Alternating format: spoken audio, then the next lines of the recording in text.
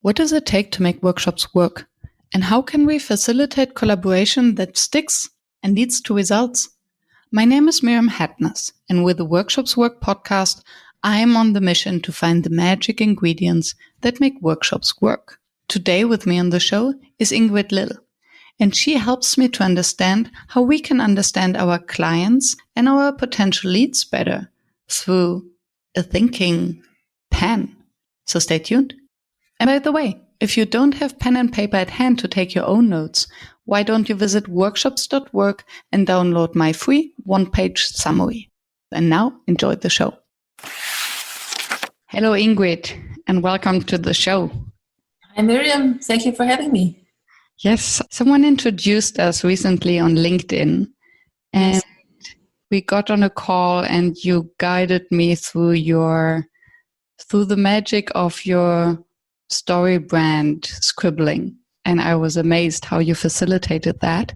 So I thought, let's get her on the show in order to share with the audience what it is we can do better about speaking of our business and understanding what our clients actually want from us.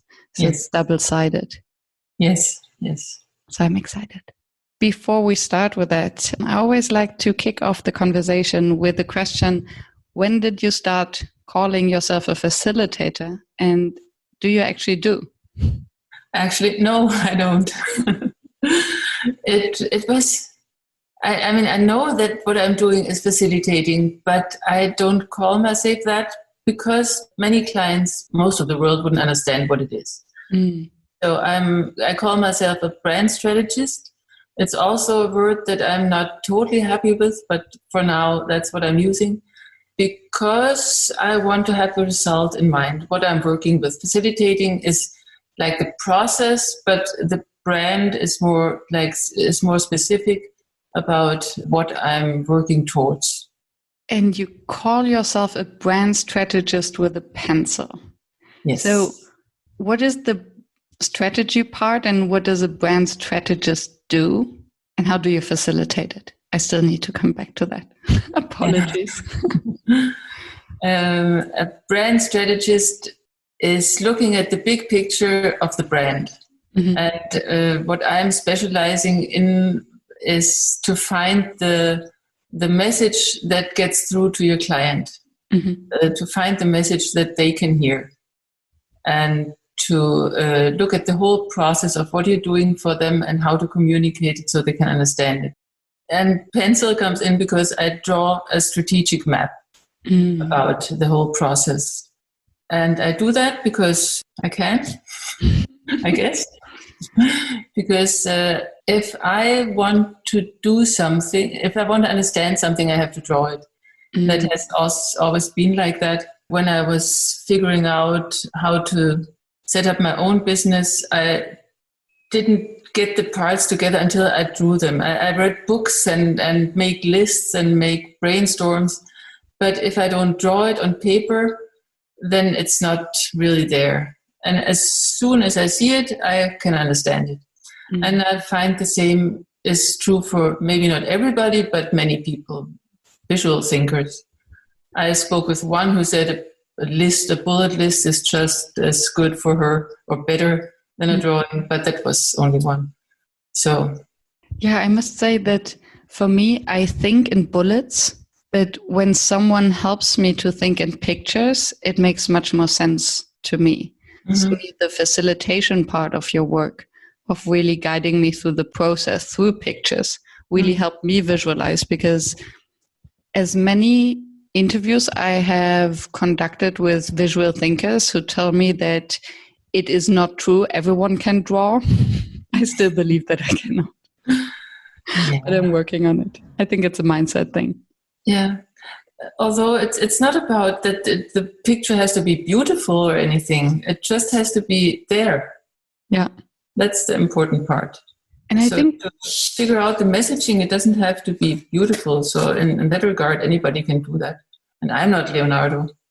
I think it's not about the beauty for me. It's really about the translation of my thoughts into pictures. Yeah. that really describe these thoughts. And for me, words still come naturally.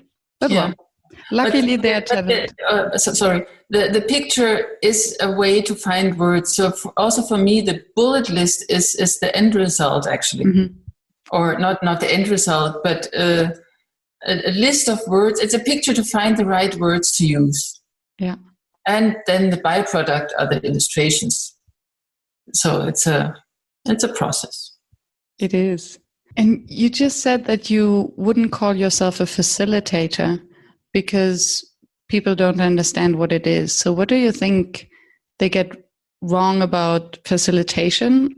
The thing is, it's not even that I don't want to call myself a facilitator. It's that it didn't occur to me to call myself because I have this background in advertising and in design, and that's my main identification. Mm. And I don't know if we're getting into my story later. Please share. So I have this background as a designer. I did corporate identity and website design and all this stuff, and for many years. And then at some point I discovered graphic facilitation. And that is great because I love drawing and it was exciting. And so I started with that. And also this easy way of drawing is something that I love. And it also came easy to me because I was drawing before also. Mm. So, and then I worked in Denmark here, did graphic recording and graphic facilitation, and also collaborated with facilitators, with consultants, and helped them, did all kinds of stuff. And I also helped them to prepare slides. I noticed, or I didn't think so much about it, that was my job. I did some illustrations and I helped them to put less words on the slides and put the right words on the slides. Mm-hmm. And then I spoke with a consultant who wanted to have drawings on his website. And so I said, I can help you with that. But then I found out that he wasn't clear at all what he wanted to communicate. Mm. Because there was so many things he wanted to say, and he used all this terminology that I'm not sure everybody knows of the clients. And that's how I came into this, to do a facilitation process to get to the right messaging and to the right design that communicates what he's doing, and to narrow down the focus and not say too much. And that's how it happened. Yeah, and it makes total sense. And what I like about that is, especially for us facilitators, and I guess that many of the listeners run their own businesses. So identifying how to speak to clients, it does not only mean to speak to our clients who are going to hire us, but also to speak to the clients in order to find out what they really want from us when we design the workshop. Exactly, yes. So from your experience, what is it that we don't understand in the approach of better understanding our clients? There's several things. One is to put yourself in their shoes, and not only into their demographics or whatever, but how do they feel and why do they need this workshop? What is their problem? How do they feel about it? What is the external problem? What is the internal problem? And what do they dream about in the future? Mm-hmm. And what we get wrong is that we often sell the way instead of the result. What we do like the description of some exercises and of whatever, while it's the results that are more important. Yeah. And they have to be described in a way that this desperate client can understand. At least he must be, or she must be desperate enough to pay for a workshop. Yes. Yes, absolutely. So the client without a problem is not a client. Yes, this is very true. So I hear that it needs to be kind of emotional. describing a better future by understanding the status quo? It doesn't have to be emotional. It just has to tap into the emotional state of the client. If the problem is very rational and the client is rational, then the description can also be rational. Mm-hmm. But still, there needs to be a problem that has to be addressed and solved.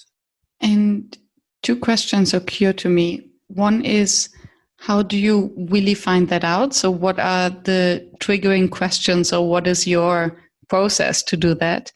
And what difference makes it then to draw it instead of just filling in sticky notes or discussing it? In my experience, the people I've worked with, the coaches and consultants, know their clients really, really well. Mm-hmm. So they know what their problem is, and they know how it feels. And so I just ask them, who's your client? I usually start with the question, who's your client? Mm-hmm. And if they have several clients, then they have to pick one. I want one person. And that's very logical because I can only draw so much. So I ask you to draw this one person, maybe with a name and with a age and the gender and glasses or not and tie or not. So this is so we make a portrait, and they have to be specific about it, because obviously otherwise I can't draw it or the client. Yeah. So that's not an artificial. Yeah, the difference to just designing an ideal client avatar is that it's not artificial. It's like you imagine it, you know, you have the person in your head, and I just translate these thoughts and make them visible. I make your thoughts visible. And what I like about that is it's so easy to remain vague when we stick to words. And then if we try to get deeper, it's almost can seem pushy. Oh no, give this person a name. Does he or she have curly hair or glasses, or what the name? Then we can get the pushback like, oh, it's not so relevant.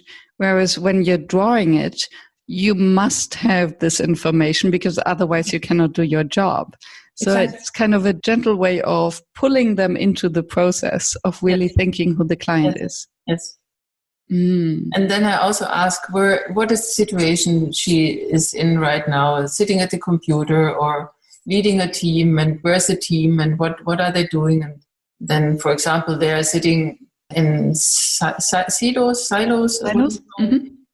So I draw silos, and then they're complaining, and then I draw the complaints, and how does that feel? And usually when I have this before picture, there's it's funny. There's energies going all over the place. There's arrows in this and this and this direction, and it's just a little bit chaotic usually. Mm-hmm. And then this is the before picture, and then in the end picture and the afterwards, the lines are much more harmonious, and people are more together, and it's not broken up in pieces. But yeah, it also looks better. It does not only, it feels better, it looks better, and it's more harmonious. Mm-hmm. And this is not something that I do on purpose, that just happens by itself. And then we have this before and after, and then I ask them, and how do you get them from A to B?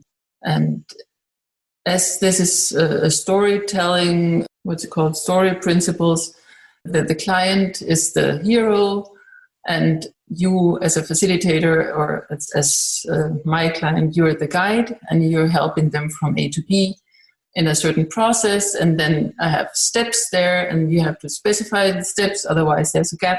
And these gaps are really important, because it's so obvious in the drawing that we have A and B and how to get them there. And then it's easy to fill out the gaps. It's like the brain wants to fill gaps.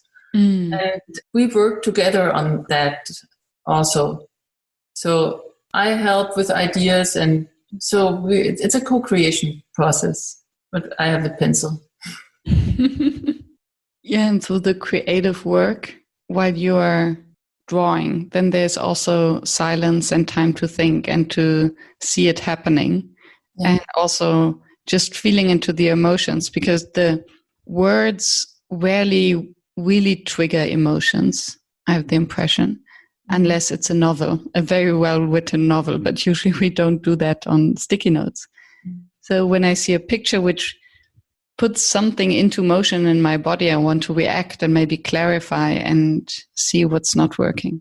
And the also nice thing about the drawing is that once we have nailed down the situation before, and then we work on the offer or the how you get them there, how is the workshops designed, are there certain steps, and you have to find the right words to describe this workshop or this process.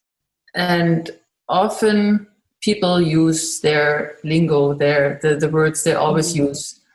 And then I can always go back to the client and then I scroll to the left and say, here, would this person understand in this situation, does she want to hear about complicated words? No, they don't. They just want the results. So yeah, it makes it easier. It's facilitation. Yeah, to make it easy, indeed. So what did you learn from your time as a graphic facilitator about hearing what it really is that matters? Or where did you learn that to guide your clients through the blanks and to really hear what they are not saying? I think I learned that from my time as a designer, which is actually in a way more difficult because usually I had a briefing and I had to guess what they wanted in the end. Mm-hmm. Yeah, I had to fill in the gaps myself. And the beauty of this thing here is that it's real time and I get real time feedback about it. Am I on the right way? Is this the right? Yeah, it's much more of a co-creation. And it's a natural process. Feels natural. Yeah, it makes sense that I do the same mistake. I expect the designers to kind of read my thoughts and to come up with something that would represent myself, trusting in their creative energy. And often it works because there's probably also some kind of telepathic or intuitive thing going on. Also because I think that designers work best with the least information. Really? Well, it depends on how open you then are for the result, obviously. Mm-hmm. Mm. But I realized that if I give designers a lot of freedom, then they come up with things that I could have never imagined myself. Yeah. Probably. So what would be your advice on how to speak better about what we are doing to our potential leads or to the sponsors of our workshops? Don't talk about too many things. Focus on maybe one. It's much easier to communicate one thing than to communicate everything. Mm. So this is one mistake that I see often, that people have a laundry list of things they do, and that's just not good communication or difficult to communicate. So how do we find out what the real thing is that we want to communicate? Talk with your clients. You probably know it. You just have to put yourself in the shoes of your client in this moment when his problem is worst. And then what is the most urgent thing? And then make a hierarchy of things, not a laundry list, but put a few main points, emphasize a few of the points. Mm. Would you draw your proposals? Proposals of what? Of your work. So if you're sending out an offer, because I was just thinking, okay, if I want to only highlight a few things that are really important, and then I think of bullet list, but then I think, okay, actually you can do the same thing that you would do for them in form of a drawing. Yeah, I haven't done that, no. Mm. And lately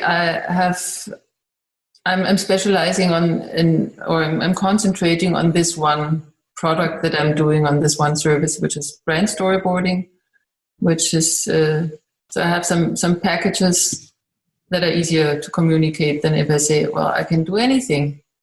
Yes. Niching down is always the most difficult. thing, finding the one thing you want to be known for and you want to be recommended for. Yes. Absolutely. And this is also something that the brand storyboarding helps with, because I can't draw everything. So you have to really naturally decide on what should be on the drawing. Another thing apart from the before and process and after is what I'm doing is brainstorm for people who don't know yet what they want to offer. And this is based on the Ikigai, whatever it's pronounced. What do you love doing? What are your skills? What does the world need? And what do you get paid for? And then I draw all these things and see if there are overlaps and if something stands out. And my favorite part of this is when they found one thing that could be there after working it through. This is my message. Yeah, this sounds right. And I say, would you wear this on a T-shirt?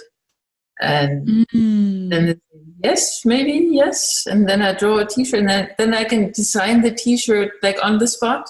I draw the T-shirt and I put the message on, and usually there's a little drawing with it. Would that be your T-shirt? And then I love the idea, because it could even work for the vision or mission of a team or a company. Yes. If you don't feel comfortable to put it on the T-shirt, or if it's too long to even put it on a T-shirt, then exactly. Yes, I even thought I could order it at Redbubble immediately, so they all can get their T-shirt, and that would be the product. I think this would be a nice add-on. Super cool. Do you think that it's different to do this drawing, or at least this connection, to really understand what it is someone needs and wants in a video conference, so remotely, instead of sitting next to each other? I've done both, and I actually prefer to do it remotely. Why is that? Because it's more concentrated. I mean, it has a different quality if I do it in person, and then I draw on paper, and if I want to move things around, I use scissors and lay it out on a big paper, and that has also qualities. And it could be it works better with a group if it's in person. But on the other hand, things are easier to move around when I'm working digitally, and for me it works well over Zoom, and very concentrated. It feels very, very concentrated. Because the focus is there and no distraction from the room. And you can share it immediately. Yes.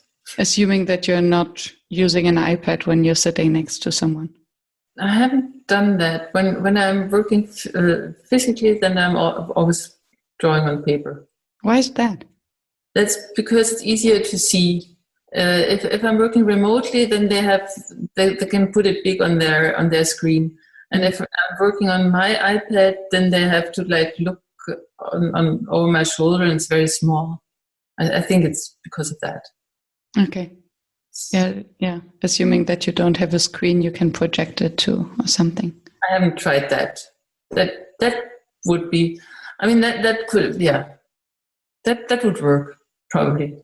Yeah, it's fascinating how the room is dark enough. That's the problem with the projections in a room in daylight. Yeah. One question that came to my mind when I was thinking about this, how to design around a client or for the client, our services or workshop, is what is it that we, according to you, that we get wrong about user-centricity? It's such a buzzword. Everything needs to be user-centric, and we have to understand and put ourselves in the shoes of the user of our client. What do you think are the main misconceptions? I don't know if it's done, if they use it, and so the customers can understand what they're doing, then everything is fine. Then there's nothing wrong with it. I just often see that on a website, it's now I'm talking about the messaging on the website, that what people are writing is abstract, and I don't know what it's about, and it's too complicated often what people are writing, or too abstract, or they're not user-centric. And it's more about them than about the users or the customers. So the difference between being the hero and the guide. Exactly. And then it has to be simple. It's easy if you sell shoes, then you can show the shoe. Or if you sell design, then you can show your designs.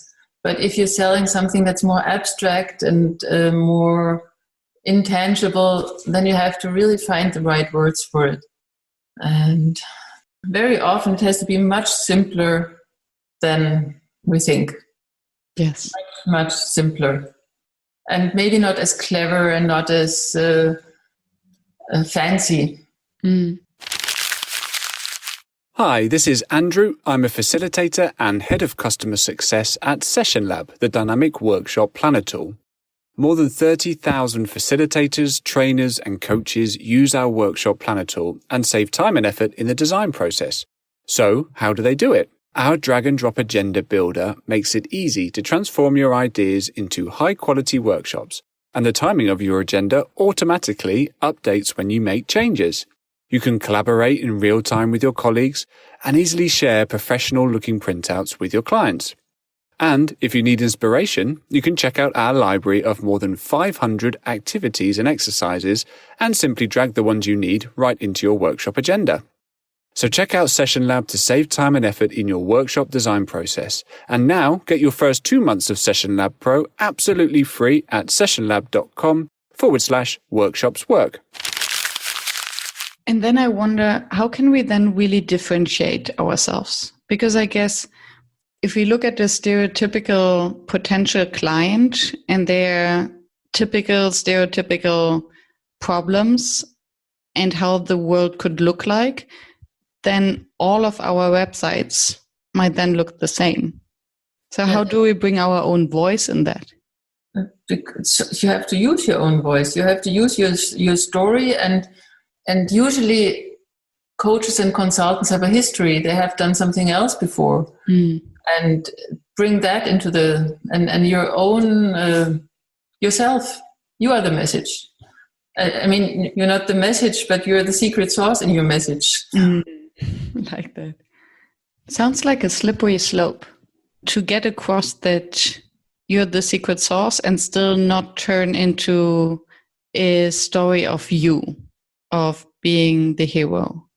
You have to communicate why you are the right one for this problem. And maybe you're not, and maybe that's not the right client for you.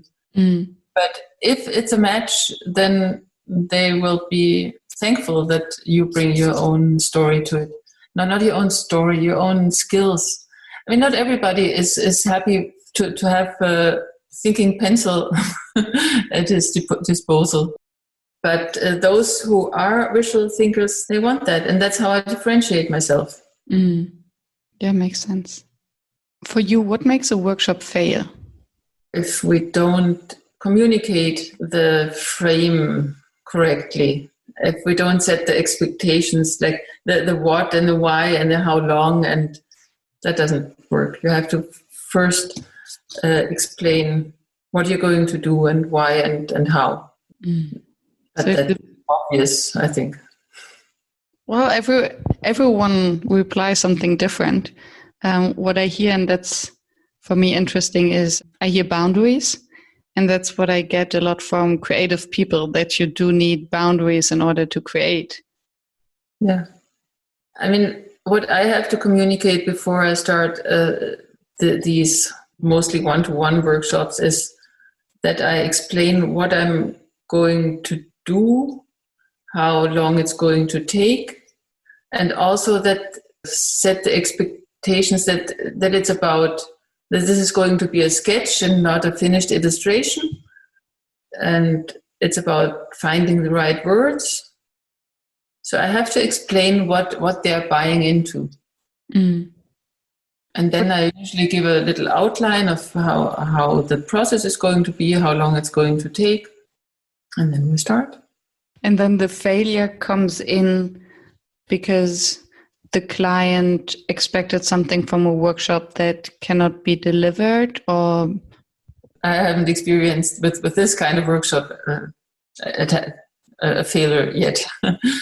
But I have found that when I was like in a teaching situation, that I forgot to explain why they should, because I suspected if they come to a drawing workshop, then they know why they want to learn to draw.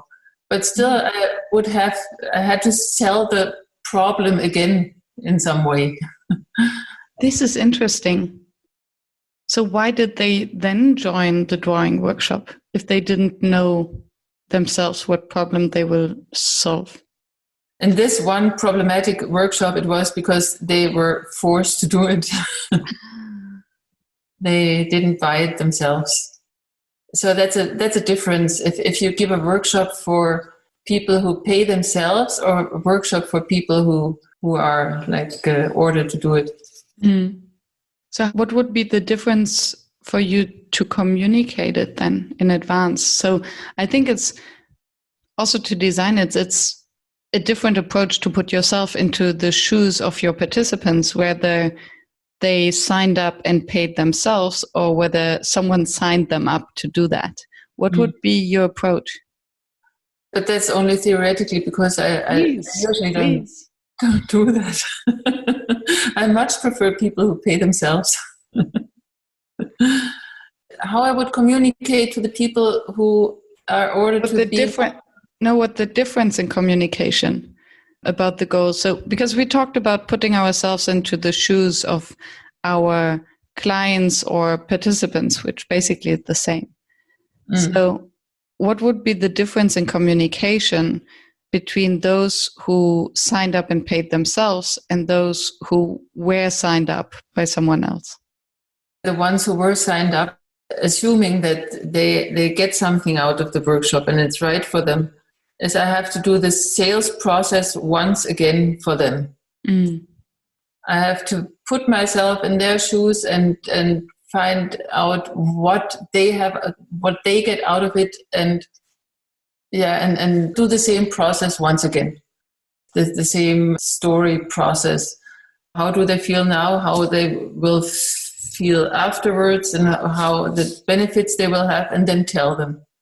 And you would do this at the beginning of a workshop or even before it starts as a kind of... It depends, of course, on the circumstances, but latest when we start, yes. Have you an idea or an exercise that we can do to become better in putting ourselves into the shoe of our clients? Because when I observed you right now, you closed your eyes and you were really focused and concentrated, and I could see something going on. So is there something we can practice? Yeah. Okay, you tell me, then we try it. Tell me a problem and let's do a virtual drawing. What kind of problem? Well, what do you want to communicate? I want to communicate about the Never Done Before Facilitation Festival. Okay. Who is it for? It's for facilitators who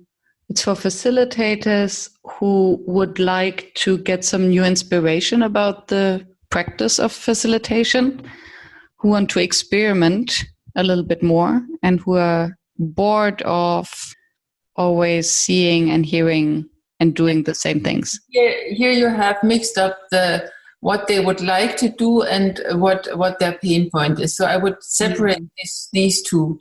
You have to separate the hell part and the heaven part. Mm-hmm. Just in your head. You can mix it up again if need be. But what is he suffering, your participant? What is the terrible thing right now? You said he's bored. What else? And maybe lonely, because most of the facilitators work for themselves. So to have a community with whom they can exchange, learn. They don't have a community. Yeah. So they're alone. Yeah.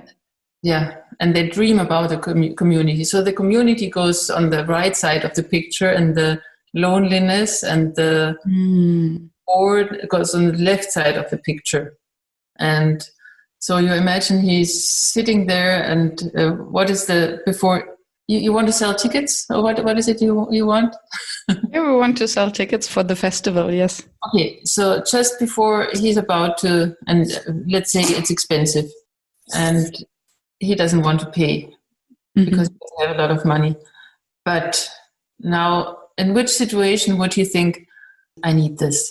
What is the situation he's in? I think after he just finished facilitating another workshop with just the same things, and it feels too much of a routine, and it's again the same things, and he runs out of ideas of what else actually to do behind Zoom. Exactly. And this is the before picture. So you can also describe it with words. You don't have to draw it. So this is the person that you're selling to.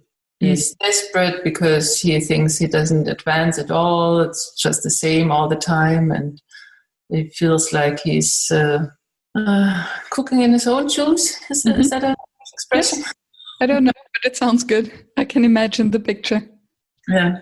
And then you would always have, I like these questions of, okay, this is really the problem, and that is a dream or an imagination. And you would immediately say, okay, this goes to the left hand, this goes to the right hand of the picture. Yes. So I sort out the elements. And left hand would always be the problem, and the right hand would be the solution. Yes. I tried to set it up in a different way because the whole thing is also like a website should be constructed.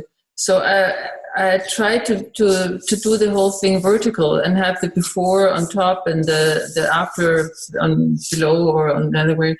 But we never read that as a story. The story timeline goes from left to right in our culture. Yeah. So if you would work with someone from the Arabic world, would you then turn it around?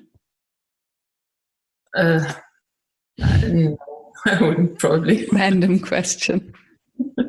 Yeah. And the also important thing is that you don't have to sell the festival on the right side as it is. You have to sell it as, if you want to sell to him, you have to find out what he imagined would be great about it. And then ideally that's the same. So he will not be disappointed. But you have to talk about it in terms that what he think would be what he needs in this situation after another boring workshop. Yeah. So this dream, this vision of a better world. In a better workshop. And feeling energized again and not bored by yourself. Yes. Yeah. Wonderful. When you put yourself into the shoes of these facilitators who might listen to the podcast, what is the one advice that you would like to give them? Use simple words. Keep it simple. No long sentences. This is one of the eye-opening experiences that I had working together with facilitators. They put incredibly lot of text on their slides. Some of them. And use simple words, and maybe draw, because that if you draw stuff, then you don't want to draw so much, so that it becomes more simple by itself. Oh, you mean just because of the laziness of the drawer, so you keep it simple? Yes. Yeah, this makes sense. Wonderful. Is there anything that you would like to share but we didn't have the chance to? Yeah, one thing that I maybe want to share is that it's fun. Doing such a drawing session is much more fun than just writing it down, I think. Yes, because you observe, you witness a creation process. So you see something emerge which sparks feelings, emotions, which even comes to life to some extent. And you see it immediately, and and it feels nice to be heard, and that's probably the same for every graphically facilitated process. Yeah, you see your thoughts on paper, and that just you can see immediately if it's right or wrong, and if it's right, then it feels good. I agree totally. Wonderful. if someone in the audience fell asleep after minute 1, just woke up and doesn't have time to listen to the entire show again, what would you like them to take away? Like in one sentence, what we said? Oh God. Take your pencil and draw. Or don't forget to communicate the what, why, how, and how long, and put yourself in your customers, your clients' shoes. Wonderful. When you communicate anything, and to think about what do they want out of this. Yeah. And one thing that really inspired me from what you were saying is always going back to this persona. Would he or she understand that? Is this really the problem that he or she struggles with? Is this the outcome they want? Wonderful. Thank you, Ingrid, for sharing with us. Thank you. I will put all the links to your website and to your drawings in the show notes so that the audience can reach out to you. Thank you. Thank you. That's fun. Thank you for staying tuned and listening to the show. I appreciate your attention as I know how busy you are. If you enjoyed it, please subscribe and engage by sharing your comments and thoughts, and visit workshops.work to download the one-page summary. I'm looking forward to seeing you back at the next episode, and I wish you a fruitful day.